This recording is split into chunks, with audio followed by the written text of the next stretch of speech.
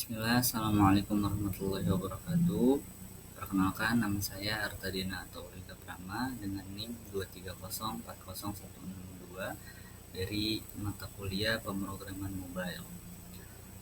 Video ini saya buat untuk memenuhi tugas dan absensi saya yang kurang. Presentasi ini dengan judul Anatomi dan Struktur Rekognitif. Jadi di sini akan kita bedah tuntas fungsi direktori dan file konfigurasi dalam pengembangan aplikasi mobile lintas platform. Di sini ada urgensi dulu pemahaman struktur. Nah, di sini ada maintainability, scalability, collaboration, dan native bridging. Jadi di maintainability ini memudahkan pelacakan bug dan update fitur tanpa merusak modul lain.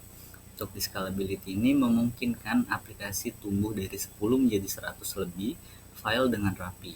Di collaboration, memastikan tim memiliki standar bahasa folder yang sama. Untuk di native bridging, mengetahui kapan harus menyentuh kode Java Swift dan kapan tetap ada di JavaScript. Di sini folder Android dan iOS. Jadi di sini Android ini Java atau Kotlin, konfigurasi build Gradle, permission di Android manifest.xml dan aset icon Android. Untuk di iOS, konfigurasi pod file untuk library, metadata di info.place, dan file proyek Xcode. Nah, kemudian ini entry point versus root component. Jadi di sini ada index.js, app.js, dan app.json. Index.js ini titik masuk utamanya. Jadi menghubungkan logika JavaScript ke sistem OS melalui app registry. Jangan mengubah file ini jika tidak perlu. Untuk di app.js ada root component, tempat utama merancang UI aplikasi.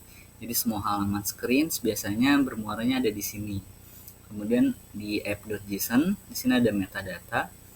Jadi app.json ini menyimpan konfigurasi nama aplikasi atau display name dan versi untuk identifikasi di store. Kemudian ini ada package.json dan node modules. Jadi package.json ini file manifest yang wajib ada di setiap proyek node.js.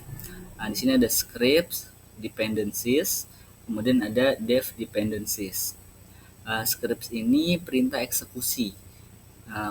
Dependencies ini daftar library UI. Kemudian dev dependencies tools development. Di sini ada Eslin, Babel atau Jest gitu ya.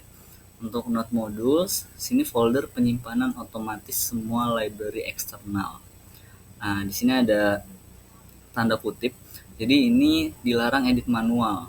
Ada node-nya selalu abaikan di Git via Git Gnore karena ukurannya sangat besar. Kemudian ada konfigurasi tooling. Nah, di sini ada babel.config, kemudian ada metro.config, ada juga prettiers dan gamefile. Jadi fungsi-fungsinya kalau Babel dia mengonversi kode modern agar dapat dimengerti oleh engine Android atau OS lama. Untuk Metro Config ini bundler khusus Rekognitif yang menggabungkan ribuan file JS menjadi satu file bundle. Untuk prettiers ini menjaga standarisasi penulisan kode seperti titik, koma, identasi, aturan, sintaks kayak gitu. Untuk gamefile, dia mengelola library spesifik platform. Ini standarisasi folder. Jadi karena struktur bawaan Rekognitif sangat minimal, komunitas menyarankan folder. Di sini ada folder components, screens, navigation, assets, utils, dan service. Kemudian untuk manajemen aset statis, sebenarnya ini ada gambarnya, tapi karena tadi saya masukin ke Canva dari Google Sheet, jadi gambarnya nggak ke bawah. Jadi pengaturan aset ini, aset harus dikelompokkan berdasarkan tipenya untuk kemudahan import. Seperti image, gunakan formatnya PNG, JPEG, atau WebP. Fonts, tempatkan file font custom. Kemudian ada icons. Jadi untuk image harus supaya gampang dicari. Jadi kita harus dibuat file kayak gitu. Kemudian ini perbedaan CLI versus Expo. Regnnative CLI, struktur bare memberikan akses penuh ke folder Android dan iOS. Cocok untuk aplikasi kompleks yang butuh integrasi natif. Dan Expo Manage, ini struktur abstrak, folder native disembunyikan, konfigurasi dilakukan via FJSON, sangat cepat untuk prototyping dan pemula. Jadi kesimpulannya struktur ini JS, FJS, Pack.json tetap sama, namun pengelolaan native-nya yang berbeda. Nah, ini ringkasannya. Jadi ada native bridge, dependency safety, kemudian ada clean code. Jadi native bridge ini jangan diutak-atik. Dependency hanya edit dependency via CLI, bukan file package.json yang langsung.